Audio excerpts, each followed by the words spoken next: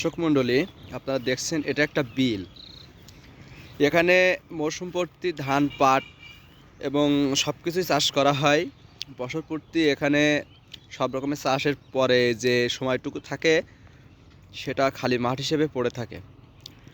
খালি মাঠ হিসেবে পড়ে থাকার পরে এখানে আকাশ থেকে বৃষ্টি হওয়ার পরে যে পরিমাণ ঘাস জন্মায়, এই ঘাসও কিন্তু একটা কাজে লাগে। সেটা হলো, কৃষকরা আপনারা দেখতে পাচ্ছেন গবাদি পশু এখানে মাঠে ছেড়ে বা বেঁধে রেখে গবাদি পশুর যে চাহিদা এখান থেকে মেটাতে পারছে।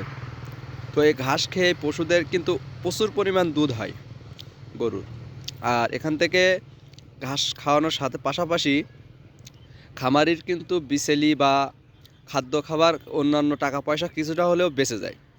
তো আপনারা আপনাদের আশেপাশে যদি এরকম মাঠ থাকে তো অবশ্যই পশুকে এখান থেকে ঘাস সংগ্রহ করে খাওয়াবেন।